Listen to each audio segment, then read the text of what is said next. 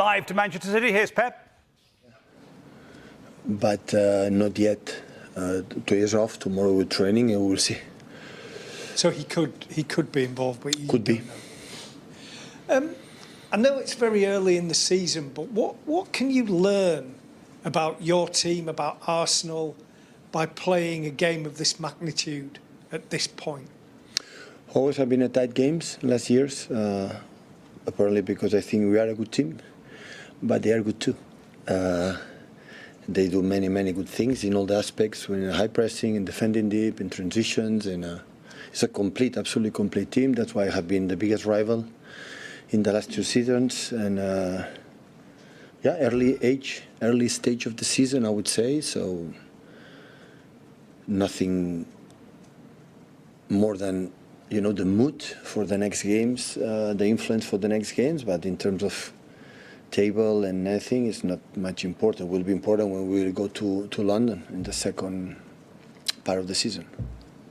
Hi, Pep. Obviously, Arsenal have been one of your closest challengers in recent times. Do you feel that they are at their strongest now that they've ever been when you've been going head-to-head? Every season is stronger, yeah. Depth squad and add more players and top quality, yeah. Every season is even better and even better. What have you seen as a key development in Mikel Arteta's side then that makes you believe that they are? You can ask him, because if I say something, they will say that I'm playing mind games or something like that. Always I have a highly opinion about him, his team. Everybody knows that he grew up as a team year by year, so there's no doubt about that. And both years have been close, but we have been so strong as well. And still we are strong and looking for the game. You can play mind games if you want to. No, I'm not good on that. Thanks. Yeah. When you won the title last season, Rodri was asked what the difference between City and Arsenal was, and he said he felt it came down to mentality. I think when he played in the March, he said, I saw them and said, these guys, they don't want to beat us, they just want to draw. There's that mentality. I don't think we would do it the same way. Do you feel there's still a difference mentality-wise? No. You don't agree with Rodri and stuff there? And Arsenal, you think there's been a growth then in where they're at mentally? But not now, 4 years ago. No. Hi, Pep. In recent years, we've seen quite a lot of high-scoring games between the teams at the top of the table. Last year, you and Arsenal, it was 1-0 and 0-0. Do you think that's maybe the way things are going to go more, or are you expecting something similar? Similar. And is that do you feel a sort of trend in football back towards those top games being really tight? To score goals, you can score from many different aspects. In the set piece, it's not easy because they are so tall, taller than us. In the transitions, her backwards are quicker than our transitions offensive. And when we are able to set them back, and they are so strong defensively, they accumulate a lot of players that the modern football, the strikers forget about it to go to the strikers, they go to our holding midfielders. So the gap between the spaces, we saw against Inter. So they defend the space, they have incredible defensively with the runners in the channels inside, being defensive with the people in the middle. So Saliba and Gabriel, they are incredible focus with Erling all the time. So it's not 1 against 1, it's always 2 against 1, sometimes 3 against 1. So that's why it's difficult to attack them. So they didn't, I think in 24 they didn't lose away. I think they draw just 1 game against us, and they won it. So it's not just 1 game or 2 games. There are many games. They are be solid, consistent in that. They don't concede goals, and the opponents create much options of that. So that's why you have to try to read well the way we have to do it. And at the same time, I'm looking forward. I'm looking forward to play the game, and in every game is a chance to get in better or play better or do it better than the game before. And as much you play when the opponent, they are consistent and doing similar things, always you have a chance to improve some aspects. So it's a chance for us. We play at home, and hopefully we can do a good performance. Yeah. Hi, Pep. Mikel said on Wednesday that his captain Martin Odegaard is going to be out for a period of time. And how do you think his absence will impact the game on Sunday? I'm so sorry for him. Always I like to play with the biggest, the toughest squad. Of course, it's an important players, but when year by year Arsenal is getting better, it's because they invest a lot with the depth squad. You know, to have more players ability. When you have during the long season, you have problems with the injured suspensions, bad forms or whatever, and always you have the depth squad helps you to notice. But he's a captain from Arsenal, and everybody knows how important and how good player, an exceptional player he is. And also there's been some talk before the game now that you played home against Inter on the Wednesday while Arsenal had to go to Bergamo, Atalanta for the away game on Thursday with a difference in restitution and all these kinds of things. What is your take on that? It's advantage, but I'm going to make a list in the last 6 years how many times we were in disadvantage against the tough opponents when we have less days of recovery. I have a huge list to show you, but of course it's a little bit advantage. Hi, Pep.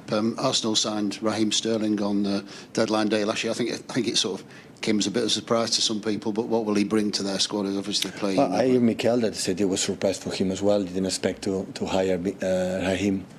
So I wish him all the best. I said many times, for all the players that behave unbelievably in this club, that help us unbelievably to be who we are, to what we are. So we cannot understand the first period, the first years in my tenure here, in our tenure here, in our time here without Raheem. So have been so important. I wish him all the best. Of course, I'll prefer don't perform well tomorrow on Sunday, but of course I wish him all the best. Pep, I know you've been an advocate for the highest quality games and for ensuring players get enough rest and recovery. Rodri came out with comments saying players are probably closer to striking than ever with the increased amount of games, and then there have been a lot of other players who've come out and echoed his sentiments. Just wanted to get your feelings on that. Well, I'm agree with you, maybe for the first time, that many voices are talking about the players. I'm pretty sure of that. If something is going to change, always must come from the players. The only ones can change something is about the organization to take a voice and do something. That business can be without managers, can be without sporting directors, can be without media, can be without owners, but without the players, cannot be played. So they only have power to do it is them. So, and also I'm pretty sure they do it for make a justice game, to be a more attractive game, and that's the reason why I think not just Rodri, so many players, not just, I would say not just in these countries and all around the world, the people is starting to talk. Yeah, we'll see. Hey Pep, you've not lost at home now since the Brentford game in November 2022. Sorry? You've not lost at the Etihad in the league since the Brentford game just before the World Cup. I don't like this type of questions. you did it against Brentford. Look what happened. So I advise you to change the subject. You have time. Right. So there's no particular reason why you want to state that why you're playing so well at home. I know you win matches away, obviously. Listen, I had the feel. Of course, it's a good record to win the Premier League that we won in the last years, 4 in a row. You have to make incredible results at home, incredible results away. Otherwise, you cannot win. So the contenders we had in Liverpool and Arsenal in the last years is above 90 points. So I remember 18, 19. The people don't do 90 points. So we have to do a lot of points at home, and in the bad moments win games, in the bad performance win games, and on both sides. In Etihad, in away from Etihad. Hi Pep. Obviously, Phil was missing over the international break. He's come back now. How, has he benefited from that break? I know. Appreciate he was ill. Phil Foden, yeah.